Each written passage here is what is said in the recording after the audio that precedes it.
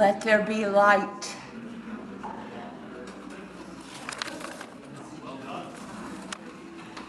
It is with great pleasure that I welcome you to this evening of talk about Anthony Lord, here in Lord Auditorium of Pack Memorial Library. Lord lived most of his 93 years in the house his father built on Flint Street. Born in Montford with the turn of the 20th century, he was a Renaissance man with a great curiosity and a joyful willingness to embrace change. And what changes he and those of his generation witnessed. Trains had traveled to the mountains for 20 years, and electric rail cars had just rolled down the streets of Asheville when he was born. But horses were still the primary power of transportation. In his lifetime, rocket fuel would fly men to the moon. He welcomed change, including a computer in his house. He called it Scattered Susan. And he welcomed the new ideas of friends from every decade of his life. No matter what their age, they were friends he greeted as peers to share delightful dinners gathered around the dining room table, perhaps a martini or two, and sitting in the living room, conversation filled with wit, thoughtful musings, and laughter. We will end the program with memories of conversations shared with John Warner, and there'll be a chance for questions and answers. But first, we will travel down the roads where Lord's interest and curiosity took him. Elizabeth Kostova will talk of the book she co-authored with Tony, The Good-Natured Chronicle of a Journey. Peter Austin will explore the work Lord created in his early vocation as an iron worker during the Depression. Diane Cable will talk of Lord's sketches in watercolors, ink, and pencil that record his travels from Algeria to Edgecombe County.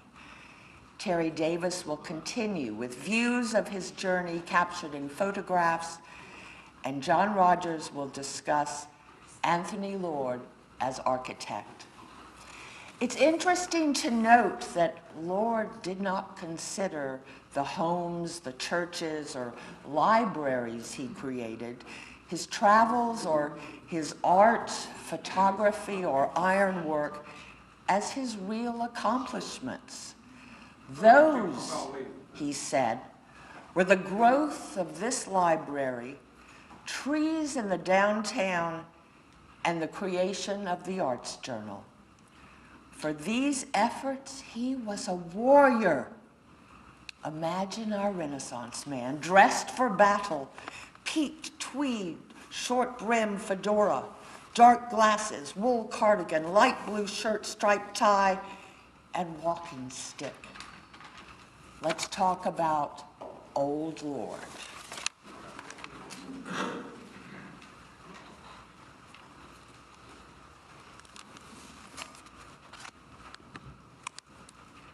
Thank you. It's lovely to be here. Asheville had two waves of European influence over about a century. The first was the obvious wave of the New Yorkers, including the Vanderbilts, who brought their European art collections and their personal architects and their great libraries to Asheville. And the second was Anthony Lord. Most of you who knew Anthony Lord, and I know many in this room did, heard the stories of his young travels in 1927 and 28. When I was 27 in 1991, and Mr. Lord was 91, we decided to write a book together. It was a book that grew out of an oral history, 23 hours of taped conversations, his reminiscences of a trip he took in 2728 with 8 fellow students from the Yale Architecture School. And this trip took them to France, England, Italy, and North Africa at an absolutely golden moment between the two great wars. They saw architecture that was later destroyed in World War II.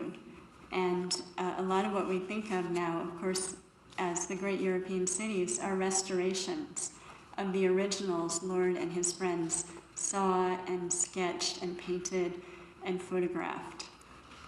Ultimately, this project was turned into this book, 1927, The Good-Natured Chronicle of a Journey, which was beautifully published by the Captain's Bookshelf in 1995, designed by Peggy Gardner, produced at the Steinauer Press, and with photographs of his wonderful artwork by John Warner, and help from many, many other people, many of whom are here, and too long a list actually to thank. I would like to read to you briefly from the book, because I think this trip he took was perhaps the formative experience of his life, maybe in combination with going to Yale Architecture School. And in the end, it was a very important trip, not only for Mr. Lord, but for Asheville itself. The experience of interviewing Mr. Lord was so extraordinary that I included a lot of passages in the book that are about that experience I had, but most of it is in his voice. So I'll start with what it was like to sit down with him.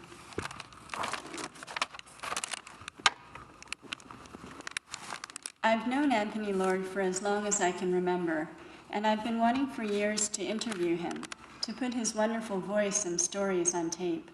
This afternoon I sat down in the cool cavern of his living room, 267 Flint Street, Asheville, North Carolina, with Lord across from me and a microphone between us. I can't believe we're finally starting this, and everything he's read, thought about, I can't believe we're finally starting this. In fact, I want to interview him about everything he's ever done, every fascinating thing, and everything he's read, thought about, and seen with his now almost sightless eyes. That's impossible, I know, so we're going to start with this trip to Europe in 1927-28. After all the hours I've spent listening to his stories, I can tell that this is the experience he most loves to put into words, and not just words, pictures, color, sound, scents. He prepared for the task today with obvious relish and only a little nervousness, although in my experience, the sight of a tape recorder makes most people blanch. I could tell he'd been thinking this over carefully with conscientious good humor, perhaps rehearsing as if for a long-running play. He flexed his fingers together, sitting up straighter in the deep chair. Testing, testing, testing, he told the microphone. Then I asked my first question, and we plunged in. And I recorded later in the book that frequently I would ask a question an hour, and he could just go. And he had one of these amazing memories. He can remember what the picture on the label of a bottle of wine he bought on a particular day in northern France in the summer of 1927, in 1991. And, now there's a lot of talk of the memory palace, but Anthony Lord had a memory continent. Lord said today that one of his only regrets about this marvelous voyage, one that lingers, obviously, is that he didn't keep a journal while he was traveling. Except for sketches and photographs, I never made any record of the thing, he told me during our break, shaking his head. You're doing it now, I point out. He laughs. Well, that's right. Yes, I guess that's true. And now I'll read you a passage in his voice, which is one of my favorites in this book, from France. Bayeux was well worthwhile. The cathedral there had 2 west towers on the same design as the southwest tower of Chartres, which has that very cagey transition from square to octagonal and works so beautifully. The transition is so smooth and so wonderful. They must have been over to Chartres and said, "That looks pretty good. If we're going to do it, better do it that way." And I remembered they didn't lock a door in that church, bless their hearts. Every door was unlocked. And by that time, with all this burglary we'd done, we never failed to try door handles whenever we got the chance. In all ecclesiastical buildings, we always tried every door we came to, because very often they were not locked. They often let you into wonderful places where I'm sure you weren't supposed to go at all, but they had all kinds of interesting things in them. So we got into those towers in Bayeux. They had the usual little circular stairs, and those stairs had been completely worn out. There was just a trough down the middle of them, so you had to scramble up the thing best way you could. And the pigeons, I regret to say, had been living there since the place was built. And they added a great deal to the complexity of climbing the towers. The bells in those towers were rung with a hammer, I think, and they had some big bells up there too. Then we got in above the vaults, over the nave, so that you see the stone vaulting from the top side, which is a novel thing, and you see from above all these vaults that you would normally be looking up at. They spring up so wonderfully, and when you get on the upper side, you see them disappearing down below you, and it's marvelous. And in the centers of these bays, where the ribs of the vaulting would normally intersect at the top, there was an oculus. There was an opening with a collar around it, and all the ribs ended against this collar, you see. And the oculus was covered with a thing like a mortarboard. I remember very cautiously lifting that thing and looking down about 70 or 80 feet to the congregation below. Yeah, I mean, you can't have it any better than this, It doesn't get any better than this for somebody who's really interested, really cares about this stuff and knows how it's supposed to work and sees it proven before his eyes. The joy of this exploration. My gosh, it was wonderful, wonderful.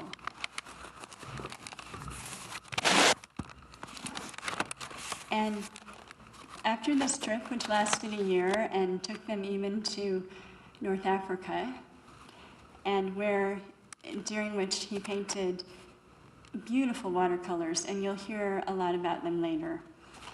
He came back to Asheville, and Asheville, as you know, in 1928, had already essentially entered the Depression.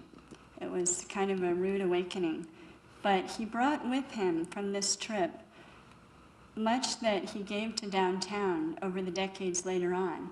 The plane trees he loved and saw in French squares, a vision of public life in public squares, which we've tried to preserve and recoup here, and which is an ongoing movement in Asheville. He planted street trees with his own hands. He encouraged the opening of cafes and the building of kiosks and the preservation of fine old architecture. And at the end of the book, he said this: "I had outfitted myself with a cowpuncher's hat from the Camargue and a fine, warm Italian peasant's cape, much like the one the customs officers hid inside, I often slept under it during our travels. I still have both those items. And I'd raised a whisker, a very prosperous one. A friend of mine in New Haven, where I stopped for a few days at the architecture school on the way home, dubbed me the bearded monster. And my mother in Asheville said I'd been gone too long. I had stayed as long as the money held out. I think I couldn't have done less. I took some pictures of myself at home before removing the beard, and those pictures were recovered by Peggy Gardner and printed in this book. It was 1928, and bust had hit Asheville already, but it had been very fun, very wonderful. I think travel is an education in itself, but not if you run here and there snapping up sights. You have to stop and look around you pretty hard. I'm sure that inspecting the experiments of the human race always gives you insight. And if I had it to do again, thank you.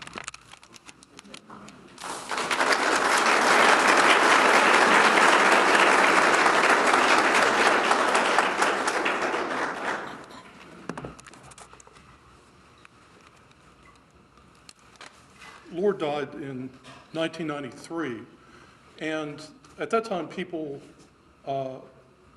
he wore many hats as well as the one Elizabeth just described.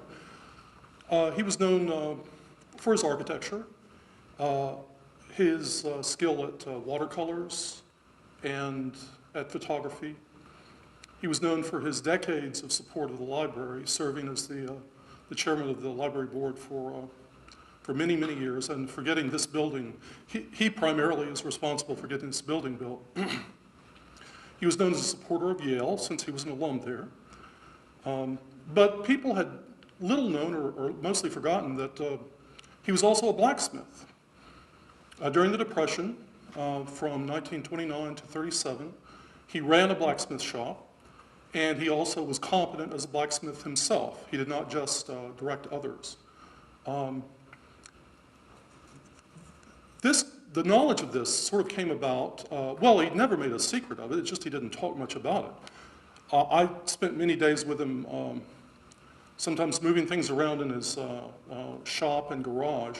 And in the garage, all of his blacksmith tools were still laid out on a double shelf, and he had even saved the stovepipe from the forge. It was right there too. It's just like he had took the shop apart and put the tools aside and taken up architecture.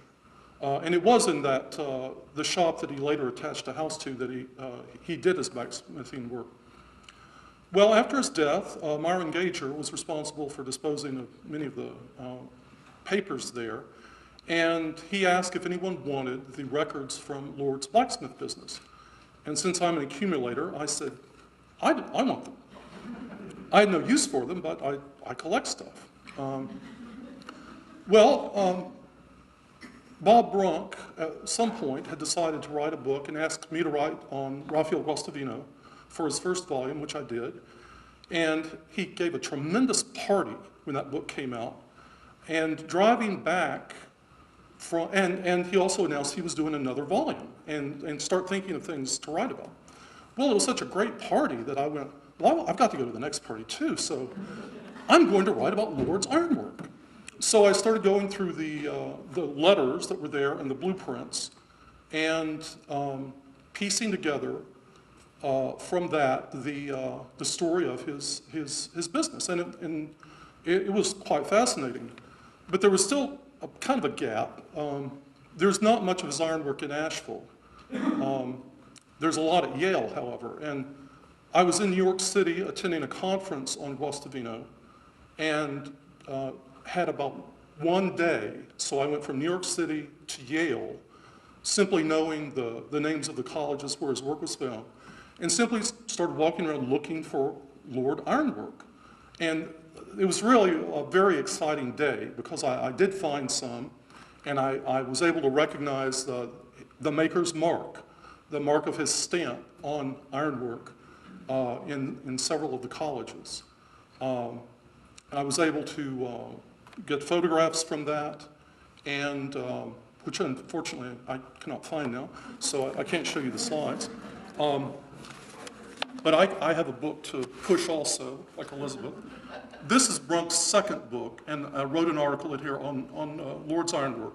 And the Yale photographs are in there, as well as some of his own. Lord became a blacksmith because of the Depression. I think one reason he didn't talk about it much was he thought of himself as an architect, as well as some other things, but not so much a blacksmith.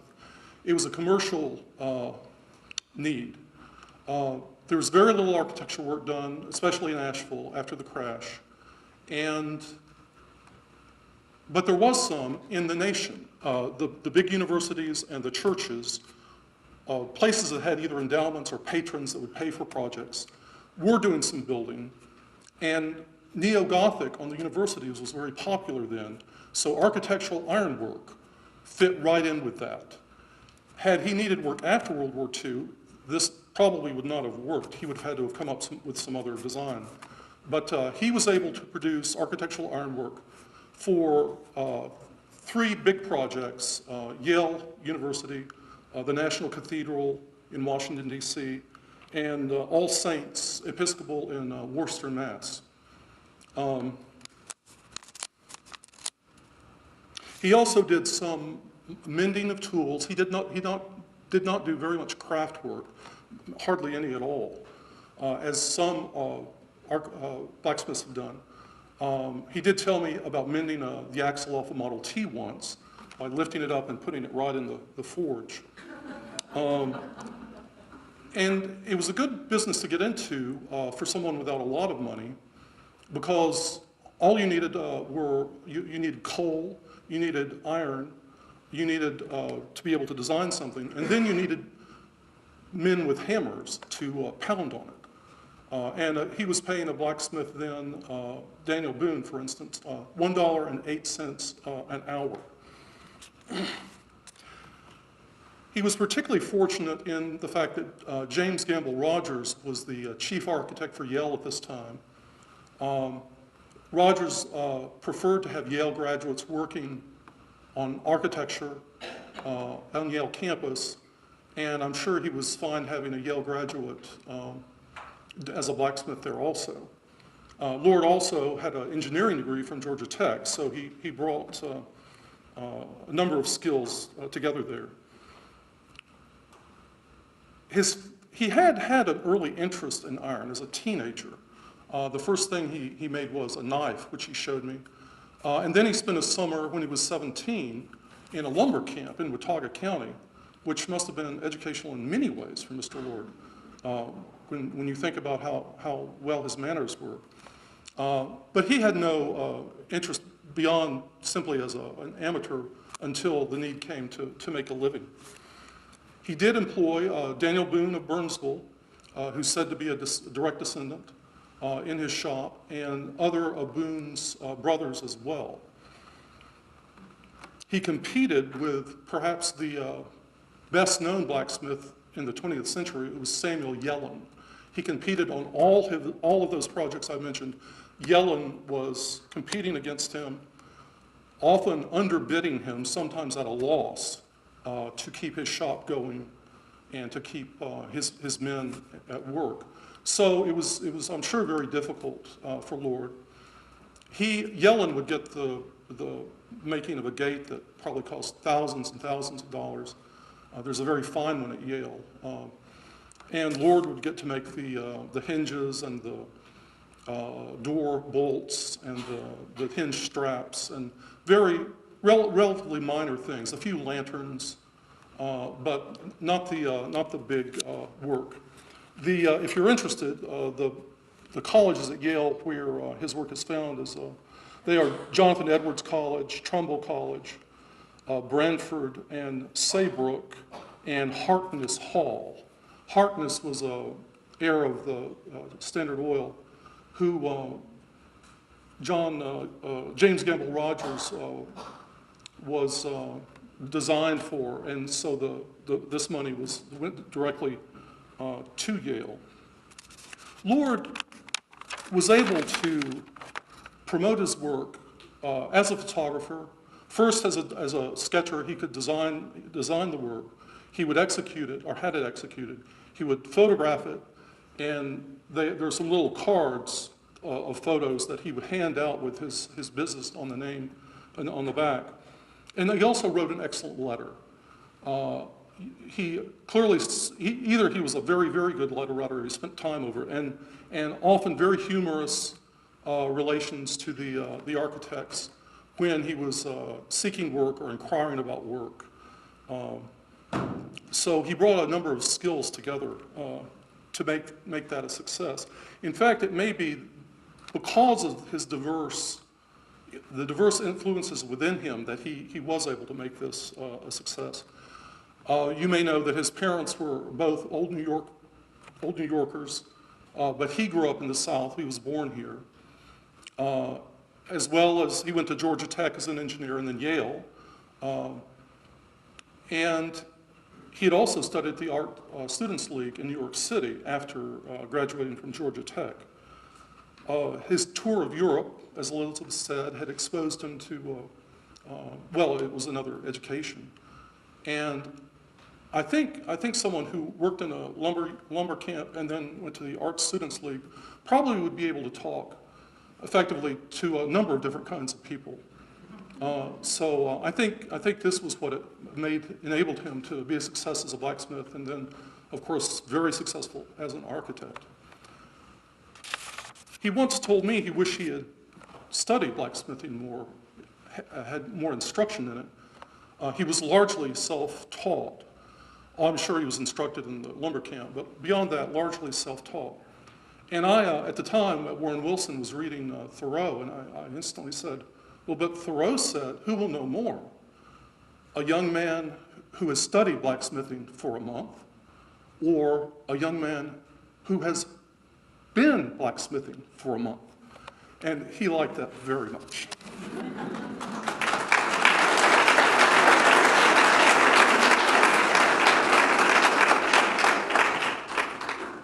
Hello.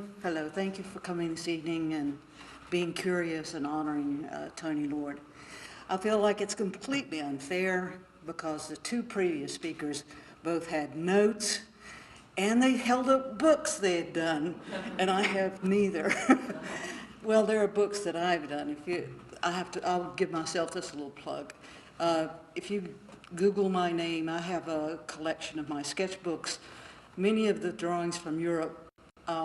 Whenever I made my trip to Europe, that are in the rare book collection at UNC at Asheville. So I'll push those books.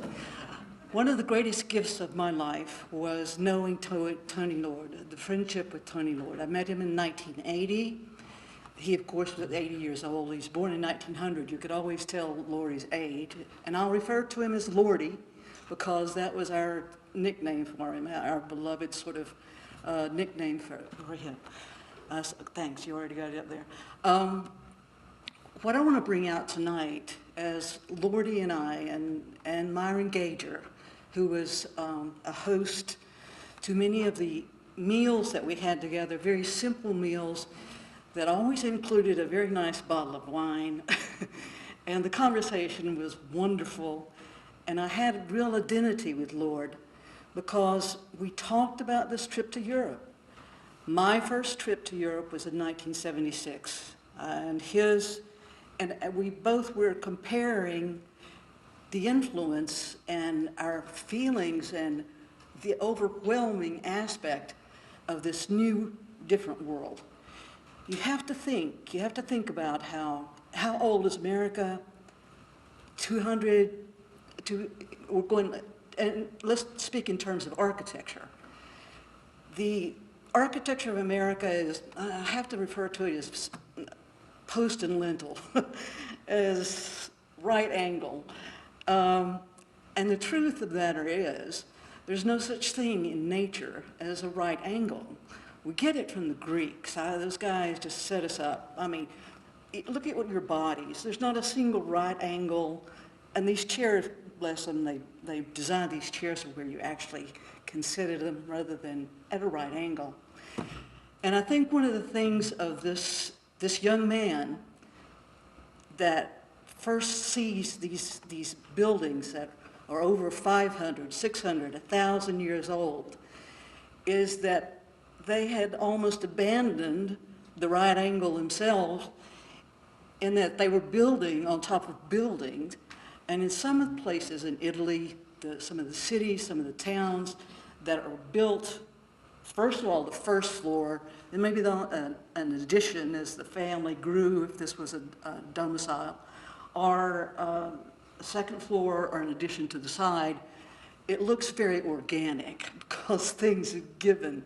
Earthquakes, weather, everything has sort of reshaped the European architecture over these thousands of years that people have lived there, and generation after generation, based on the Greek and Roman ideas. But then you have the Gothic, and so Tony and I would go over our experiences. One thing that we pointed out as being different, in my first trip, I did not take a camera. I had issues with photography, being an artist, and knowing how the camera really took over and has come to dominate. Who doesn't have a camera in this room right now? Who couldn't pull out a camera right now and photograph and record what's going on? That's a contemporary thing. But when you're in Europe, and whenever I went to Europe, I did not take a camera, I took a sketchbook. Tony and I had a very similar attitude in the saying that to draw is to know.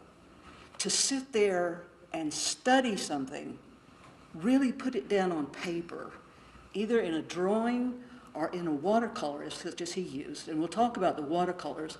There's not so many oil paintings, I don't think. The watercolors were special, and it's special for this young man, as I'll point out. I didn't take a camera, he did. But his watercolors from that particular time, to me, outshine, well, the photography, because, well, one thing, watercolor is color. The photography was black and white. But whenever you see this young man, newly arrived, discovering things, seeing things, these things for the first time, old things, how they were put together. America had all these new materials, new kind of architecture, even though it still was based on European architecture as well, but it was brand new, 200 years of brand new. We are young people here. Even the oldest of us are young that live here compared to the Europeans. You get that feeling. But he would sit down with a sketchbook or with his watercolor pad and study how the relationships of angles and light. And you have to take into consideration that none of these pieces are large. Whenever you look at the watercolors of Turner or Delacroix, whenever he was in French Algiers, which is where Tony went as well, they're small. Everything is, and look at Vincent van Gogh's oil paintings. He didn't have a studio. He had to carry this pack on his back or his painting box. So did Lord. He had a painting box that he used for a palette, and carries his colors around and his, what do you call them? Oh yeah, brushes, too. So he would use, all of these things are small, but that was the portability. Gave you the ability to move around and make it light and easy to carry and easy to pack when you went home. Believe me, that makes a lot of difference on a trip to Europe. You don't want to take anything large, and you don't want to pack anything large coming back. So another thing is that he along with these buddies of his that take this sort of, I consider a real adventure, and Elizabeth brings us out, and the recordings of Tony's voice and his stories that he told and really remembered. He was this new person when he got there, and a young man, very excited about what he was seeing. And they were so bold as to just like sit down somewhere and draw something or paint it. I think at one time that wasn't uncommon to see artists doing that. But do you see it now? Do you see anybody so bold as to set up? There are a few, but it's called fresh air, plein air painting. But no, the convenience of the camera is dominant. What we see here is a first-hand reaction to the things that he saw, not through a camera, but through his eye and through his hand. He truly was a Renaissance man. He knew drawing. He was technically skilled at drawing. His architecture, of course, his ironwork, his photography, and just himself. He was a golden person. I mean, golden. And every minute that you spent with him, it was like learning. He surrounded himself with many different kinds of people, but he loved to be with young people. He loved sharing his life and what he knew. We changed. Whenever we look at his watercolors, we go back just one. You'll see that maybe, I might speculate myself, that this is early on in his trip. This is an architectural student from Yale. How technical and how tight would his drawings have to be? I'm talking about really right angles. I'm talking about a pencil on paper and it being accurate and exact. It would have to be that way, graduating in architecture from Yale. I would like to see some of his work whenever he was a student, his drawings. But then when he gets to Europe, when he's by himself or with his buddies, and maybe had some wine for lunch or something. Maybe even not that. I'm sorry, I don't mean to keep throwing the wine factor in. He has this freedom. He has this real freedom to explore and look at not only technically how things went together, which must have been amazing. I want to point out here arches. Columns and arches make up European architecture. Yes, some right angles that have shifted, but you would never become so aware of arches and how the genius of Rome, the Romans, until you go through Europe and see how much of it still stands, is still in use, even today. The Roman architecture based on the arch that spanned space, used very little material, and was highly efficient as a bridge, as an aqueduct, as support for and shading and part of the structure of the town. So Lord sees these things, but look at how well and how beautifully loose it is. He was taught watercolor to some degree, I think, by his aunt, which I just found out tonight. But this must have been like such a liberation for this student who had been confined to these requirements to finishing a certain kind of degree and coming up to a certain level. Here he sees these new forms, he sees light, different kind of light, but watercolor is one of the most difficult mediums in painting. You have no control. Water, we always deal with water, and water wins out. I mean, look at any aspect of our lives. Water wins out. If you have a leak at home in your basement, you have to go home tonight and attend to it. If there's a leaky faucet and drip it, you have to attend to it. If there's a puddle or something, you have to deal with it because water wins out. And Tony's respect for how watercolor worked with the medium of water, how it ran, how it soaked into the page, the natural textures that he achieved by just letting it soak and become that texture of the stone or of the surface of the wall. I don't know if he already knew it, but you have to say that after his technical work and tight technical work at Yale, this was something he would, if you'll change, this was something he would enjoy. This is whenever your first trip to Europe, and I'm sure many of you have been there, but if you're an artist with a sketchbook, and yes, you could take the camera, but we don't see many wine barrels around anywhere, even during the Lord's time. And the structure, the juxtaposition of the circular shapes, one against the other, the volume. This is a marvelous little drawing he's done here of this wine barrel that was obviously a cart drawn by a donkey or something. The freedom of that sketchbook allows you to stop. You just make yourself stop. You see something, you stop, you draw it, you know it. If you'll change again. And every doorway, every sort of contrast of light to dark, Tony got it. He found it. His drawing here, of course, is realistic, but his technique, look at how loose. He must have done this in about, I would say, maybe 20 minutes. The looseness of the sketchbook, the looseness of the pencil, the charcoal, or whatever he was using as far as his drawing medium. And if you will, go ahead. And the watercolor shines.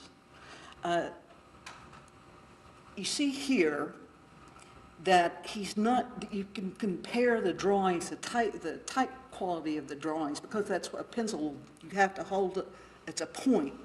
But with the watercolor, it's so fluid.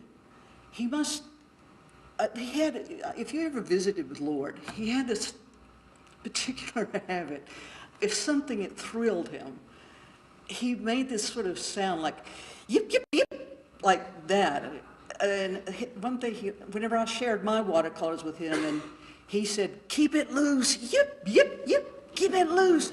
You know, he would just get very excited about the quality and the possibility of what watercolor could do. If you see a lot of watercolors and people who struggle with watercolors and they're trying to make realistic, very realistic images, it's almost denying the medium itself. If you'll go ahead. He had the opportunity, and here we see the Saint Michel, right?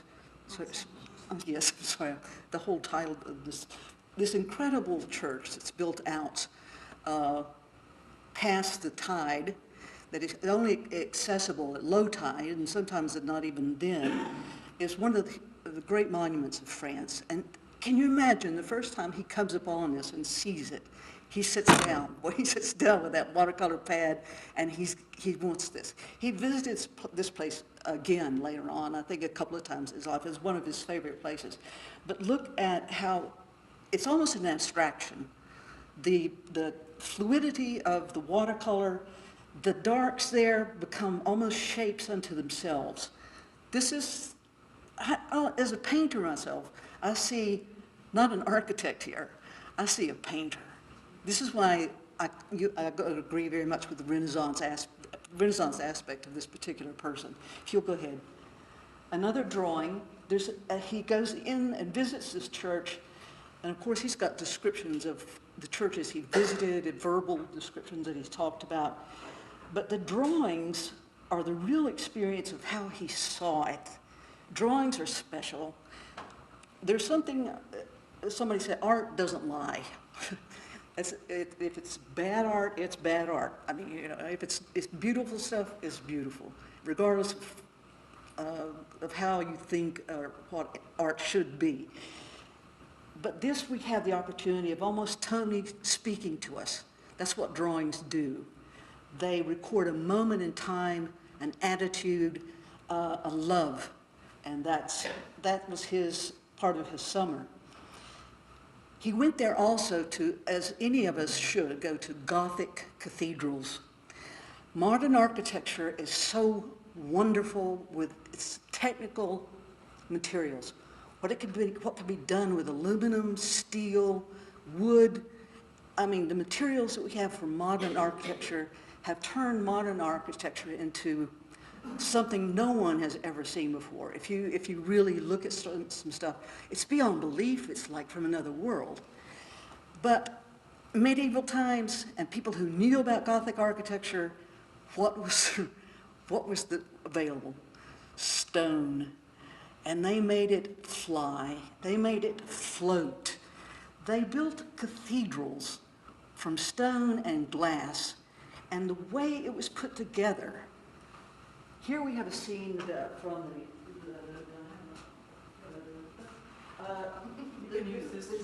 it's totally seeing something and sitting down. If you went to Notre Dame, the cathedral of Notre Dame, you would immediately go to the mountain. You guys can hear. This is the back of the cathedral, the ambulatory, and you see how the flying buttresses, this is how the Gothic architecture worked. And this is what Tony wanted to find out. He finds it out not by going there and just looking at it, but he finds it out by these really quick sketches. They get quicker and quicker and looser, but he still captures correctly the proportions and the structure of these cathedrals. This is from the back, and you can see the tower is there in the front. You owe it to yourself to visit a Gothic cathedral, but there it was for him suddenly to realize. And I see in his work, if you'll just keep going, no, back up, not quite so fast. I see in his work, during the summer, a liberation that he couldn't have again. In a sense, it was a very unique time that he discovers color and water and the beauty of how water and this pigment works together, and letting it happen, but controlling it at the same time. And that brings out a masterwork. That's called working on a masterpiece. These small sketches that he did are jewels, and if you own one, you're a lucky dog. I own one, but if you have any at all, and the exhibition they have here, especially of the cathedral here, what Cathedral here. That's St. Lawrence, thank you. That particular watercolor, here the architecture is being abandoned to color and to letting color be form. And look at the reflection in the water. He's not straining at this. He's not looking at all the details. If you try to do a watercolor of water, it's one of the hardest things ever. It drives you nuts. But he just let it happen. You'll just go on. And in this particular piece as well, he remembers these women going down to the river. He talks about seeing these women doing the laundry down at the river under this huge viaduct. I guess you call it viaduct. These arches that he keeps finding and discovering and putting in his work. And he lets, more and more, he loosens up and just lets the water and soak into the paper and let that light come forth and puts those darkness in to make sure that you have that depth and dimension. Chen and Megan own this piece, and I'm going to break into their house and steal it. It is absolutely gorgeous. And again, it's a certain size because of the portability of it. But here it's almost like this had to be after a month or two of his working with watercolor as he loosens up. No camera could do this. There's not I don't care if you bring out your Nikon, I don't care what you do. There's no camera that can do this, that can take the element of water and ground up pigment and capture this light, this shape, this composition. This is Tony Lord talking to us as to who he really was. Go ahead. And this, I'm not sure if he wanted to finish this. I think that so many artists get to a point, they go, when is this painting finished? When am I going to stop working on this? And I think he stopped on this because it was enough. It was just perfect. It was the nuance, the fading of the light. And he said he stopped. He signed it. That was it. Once he put his signature on there, that was it. There was no going back. He was satisfied with that particular piece. And so in Venice, he just, goes, go to Venice and you study water. And that's this again, he's looking at architecture. He's an architecture student, but for this time, he becomes a painter that I recognize and identify with. And whenever I shared my work with him, that's what he looked for in my work too, was that looseness, that light and color and finding how light worked against surfaces. You notice here that he's now in French Algiers.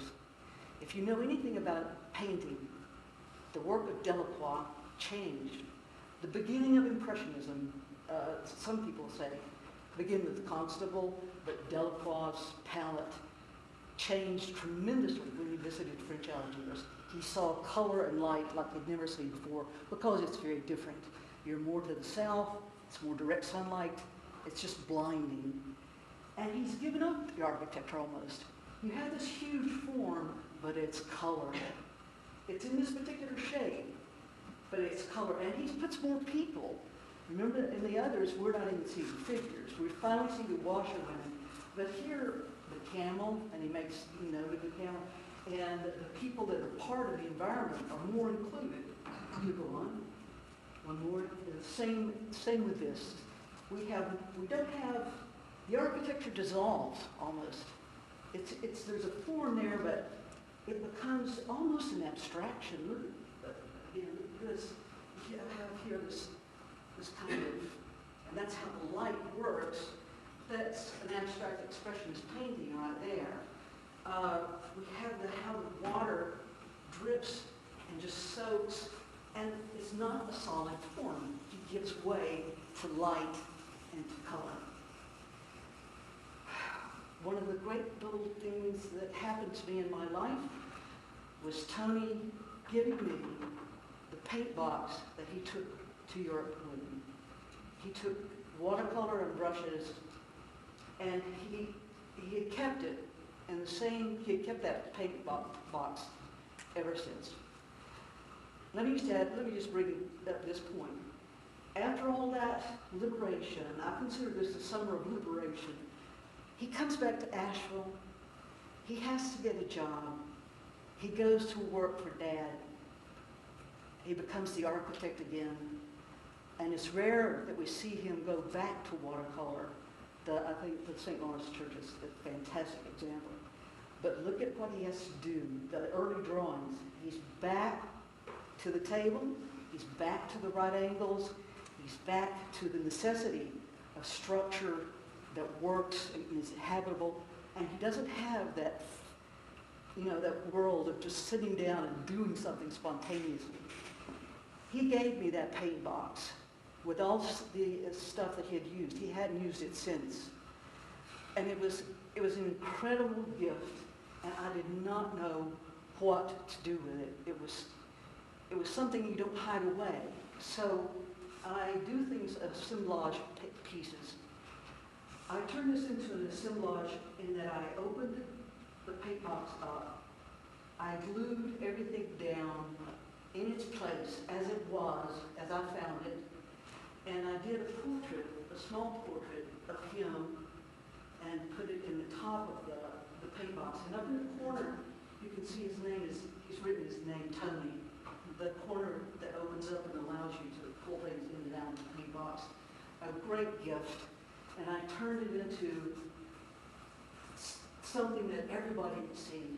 Everybody could see it. I shared it. I couldn't stand holding on to it. It's personal. And I mounted it on a piece of wood, a panel that's gold leaf with these faces printed in a particular style at that time. So I just have to say thank you, Tony, for being such an important part of my life and having such incredible influence in the city of Asheville and wherever he was. Thank you.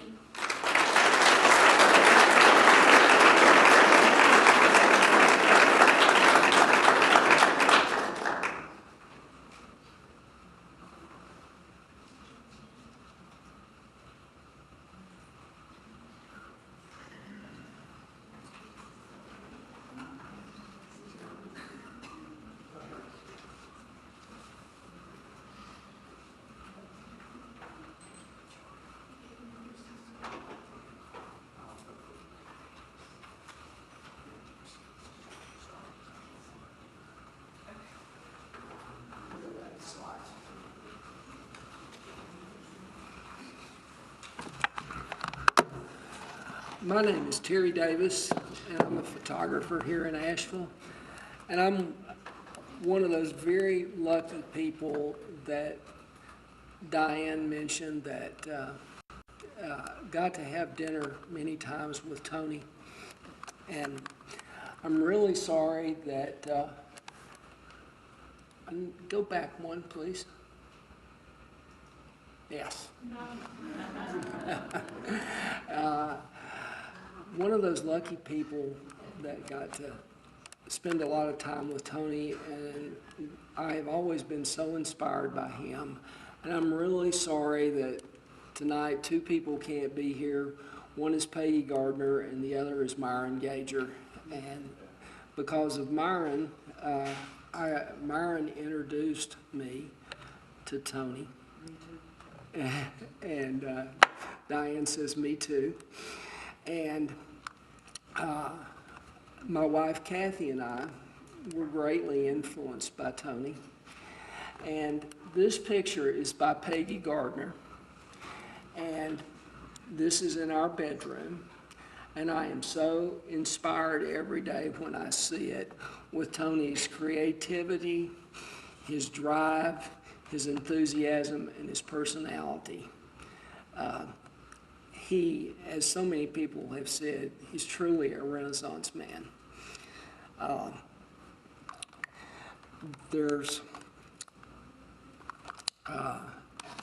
Tony is also a very good photographer, and we'll talk about that in a little bit, but he's also, in addition to loving to do pictures, he also loved cameras. And you'll hear from John Warner a little bit later.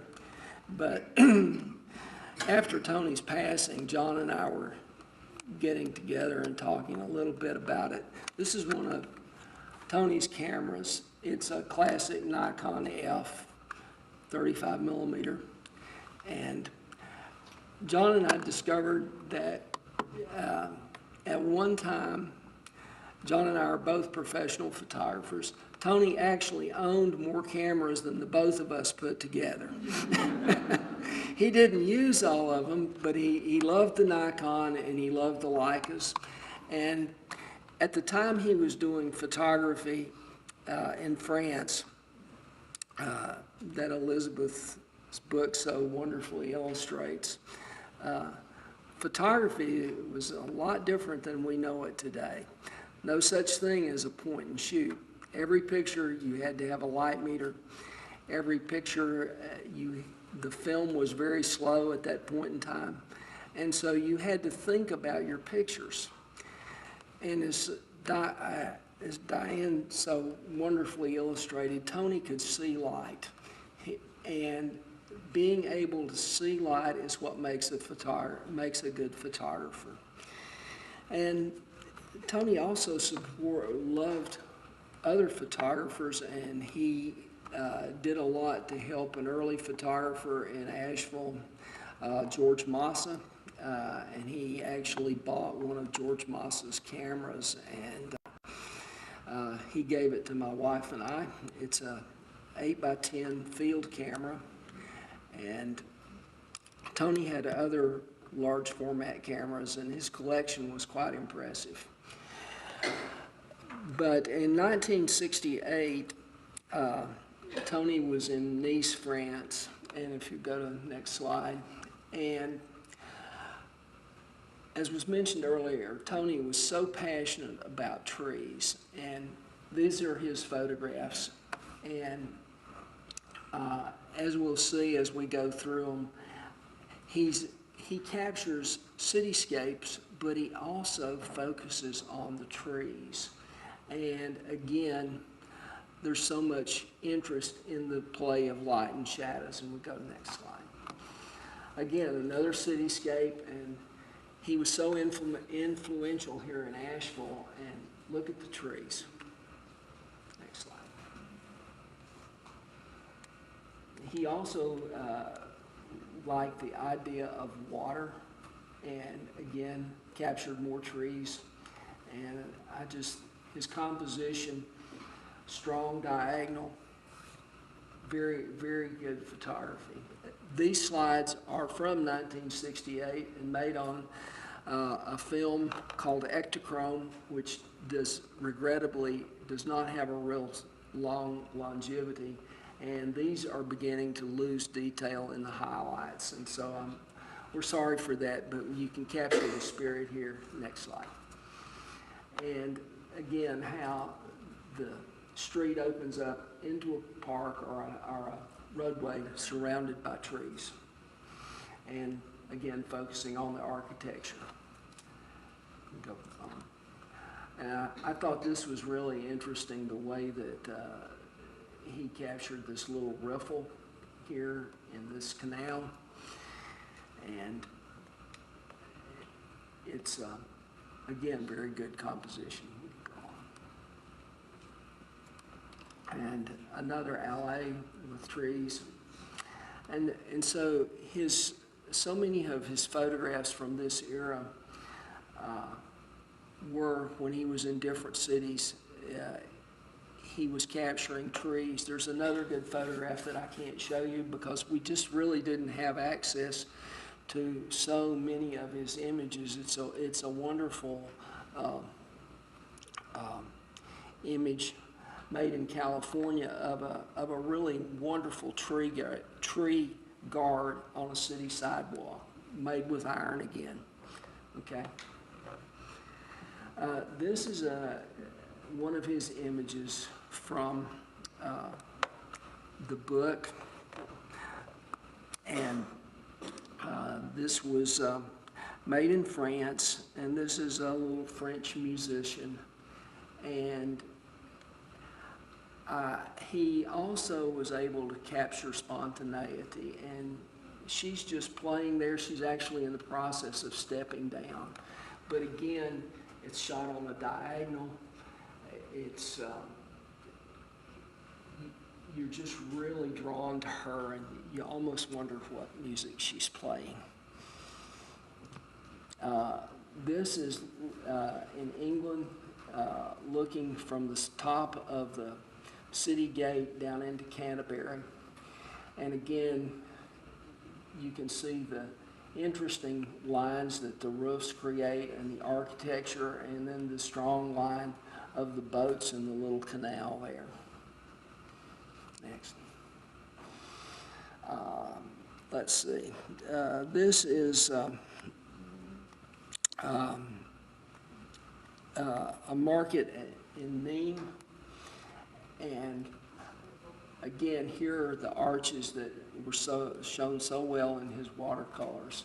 And this is photography, and you can see that those arches are worn, and it's not pristine, super well preserved architecture, but it's been there for centuries. And again, the spontaneity of the people in the market. Next. And this is one of my favorites. This is on the road, let's see, between Nîmes and Arles, and the bottle of wine that Diane spoke about.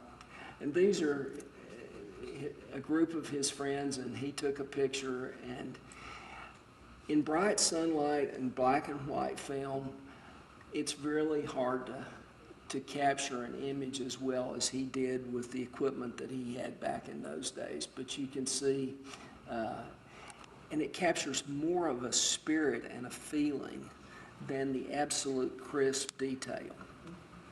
So I just think that's a wonderful photograph. And we can go on. And this is just wonderful. My most favorite photograph, and it's of course on the cover of the book. And you have the people for scale, the wonderful shape of the ship coming up, the lines going across. A wonderful photograph. And we miss him so much because he influenced so many of our lives. This is Tony in later years. This is the camera he's holding. And he was passionate about cameras and photography and trees and so many other things in life. Next photo. And this, he has the beard here he talks about in the book, about shaving it off. And I think that any one photograph captures a lot of his spirit right here. And this very much relates to Peter's talk with the ironwork there. And he's a much younger man here. And so Tony Lord, a very strong inspiration. Thank you.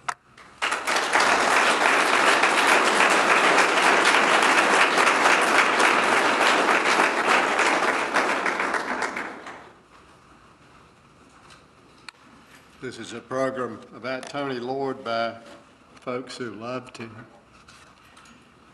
And we thank Zoe Ryan and Pack Library for doing this. What a great thing to do. And in talking about Tony as the architect, I like to try to tie some things together and defend his creativity in architecture as not being foreign from his watercolors. Tony was immersed in architecture. He lived most of his life in a house that his father designed for him and his mother shortly after he was born. I think I'm right about this, and he went to high school in a building designed by his father, a building old-timers here remember as, what was it, junior high school. David Millard.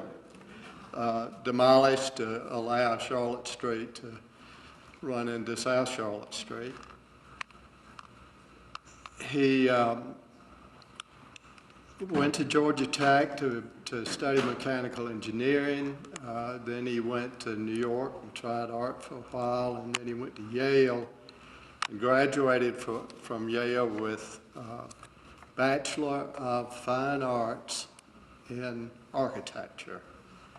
Somehow that stands in beautiful contrast to my simple diploma that says Bachelor of Architecture. It really is a fine art, and he practiced it that way with the kind of creativity that his watercolors show, and that his ironwork shows it as well. What I would say about his architecture is that the design of his buildings was very particular to his client's needs, the character of his clients, and the character of the site that these buildings would occupy. So that dormitory at Warren Wilson College was a very different building than a dormitory at UNC Greensboro. You know, a lightweight, modest wooden structure with its own private courtyard on the rural campus at Warren Wilson. 6-story concrete and brick building raised above the campus floor, so the campus continued through to the woods on the other side, so the woods weren't lost to the campus experience, but two really, really different buildings. The commercial center at Montreat, nestled among the rhododendron and settled down amongst the streams that come through. Again, a pitched roof wooden building with long overhangs celebrating the shade from the sun and the rhododendron hell, and quite a different building from the Citizen Times building and in all its modern grandeur in the middle of downtown Asheville. His library at Warren Wilson, this grand, happy barn of a space with natural light and natural ventilation, and his library at UNC Asheville, which is a monumental facade at the end of the central space in the campus, where graduations, weather permitting, have happened every year since that building was built. So on and on through these buildings that he did, the sense of the uniqueness of that experience, the expression of what happened in that building and what the purpose of that building was, and the sense of the obligation to the site and the place were primary considerations in his architecture. I think of the research building at Inca and how brutal that building could have been. After all, they were researching how to make artificial fabric and manufacture it, how best to manufacture it, and how you could do it faster than you ever did it before. But he made a place for people, and the people who worked there loved it because of the daylight that came in it, because of the detail of the way the windows were done, the way all of the necessary functional details of the building were carried out.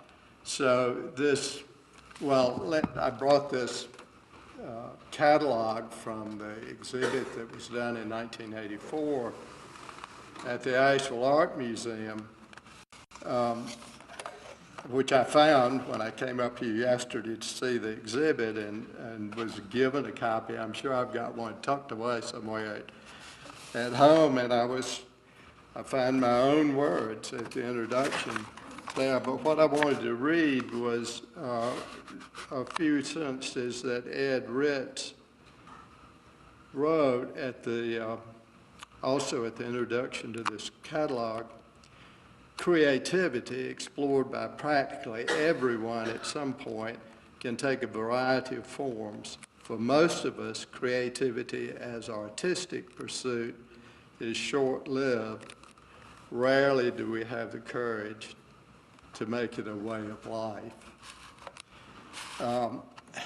And I think the other thing I need to say, Rousseau said, houses make a town, but citizens make a city. And somehow, Citizen Tony is the title I would give him. He retired from architecture when he was 70 years old in 1970, but he didn't retire from being a citizen, and he continued to serve Asheville in so many, many ways for another 23 years, and wouldn't he love the trees? I just can't imagine escorting Tony through downtown Asheville in 2014 and the joy he would have in the progress we've made, at least in that facet of things. So I've told you about some buildings. I have not shown you those buildings. I would suggest that you can, if you don't know them, you can find them and take a look and find in the spatial qualities of those buildings and the expressiveness of those buildings and the appropriateness of those buildings the same kind of creativity that he invested in his other efforts as an artist.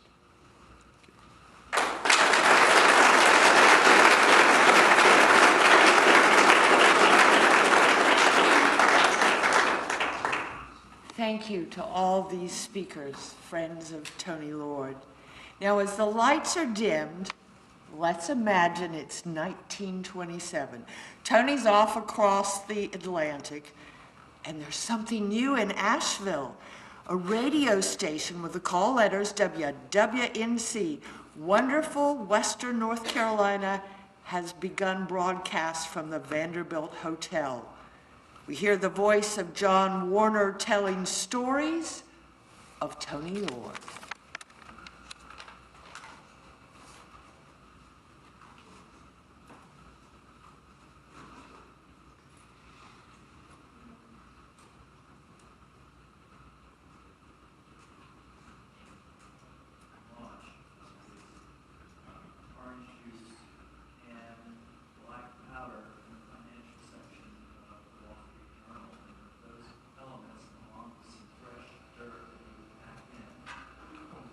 Proceed to assemble this rocket.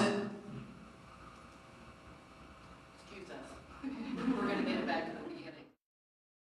Hello all, I'm sorry not to be there. This is John Warner, and I have a lot of fond memories of Tony Lord, starting when, as a youngster, he would show up on the 4th of July at Tom and Jane Polsky's house with the most outrageous ingredients for an epic launch of his orange juice can, black powder, and the financial section of the Wall Street Journal. And with those elements, along with some fresh dirt that he would pack in, he would then proceed to assemble this rocket, much to the great delight of everyone in Baird's Cove, would light the fuse and send it. As far as I could tell, it would hit interstellar space. I mean, it left the known world that I knew as a kid, and I was always in awe of this man that could put this together. He did tell me that one time my grandfather, a 2-star general who was an artilleryman, convinced Uncle Tony to double the amount of black powder, and he said, "Your grandfather nearly blew us off the damn mountain," which I thought was great fun. But always will remember Tony and his epic rocket launching abilities. Another story about Tony Lord has to do with my involvement in the Arts Journal, which was a wonderful publication that he co-founded. But about the time I joined the board, it, shall we say, had some financial challenges. So my understanding as a board member was to meet every month, which was great fun, but at some point pull out my checkbook and try to keep them afloat, as did every other board member. And there was a particularly dire meeting one time where it appeared we couldn't pay any of our bills. It was really one sort of bad report after another. So at the conclusion of this meeting, Tony looked around and said, I think we should all go drinking, which I thought was a great idea. So several of us headed to what was then Fine Friends in North Asheville. And I remember when Tony got out of the car, he had recent cataract surgery, so he had the glasses and he had the sunshades on top. And when he got to the door, the maitre d' let us in. He said, we're here to do some serious drinking. And, you know, I remember now, she looked at him with his glasses and his cane, and she thought, you know, I think iced tea will be just fine. But when he had ordered and completed his third martini, she was revising her opinion of this man.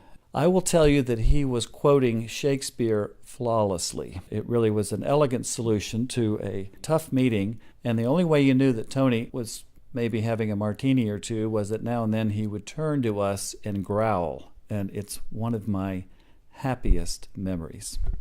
We had a babysitter at one point who was doing a report on Thomas Wolfe. Somehow she knew that we knew Anthony Lord. She asked whether I could arrange a meeting so that I could just go visit with Uncle Tony and she could get some of the early Thomas Wolfe Asheville stories.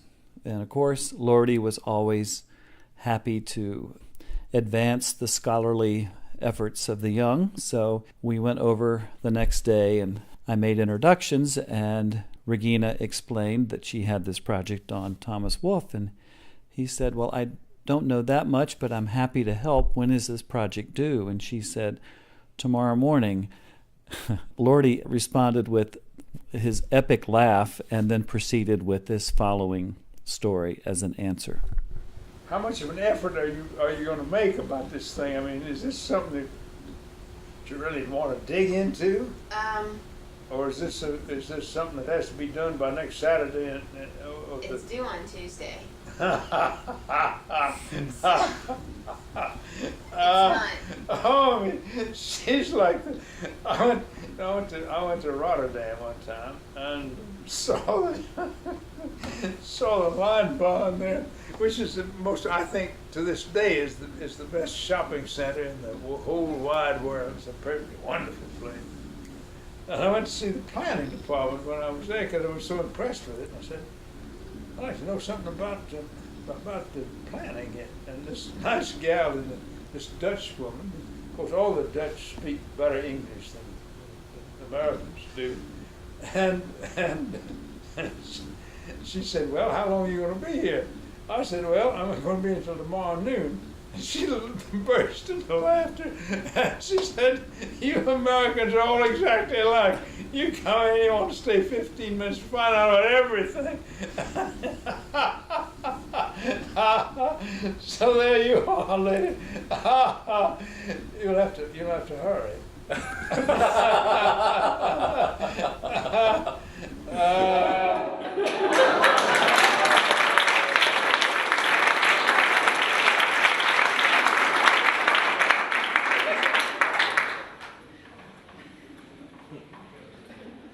Thank you all for coming. There's food and drink. There's a wonderful exhibition next door. And to support this library in the North Carolina room, there is the opportunity to join Friends of and be a supporter of this and other historical projects here at the library. Thank you again for coming.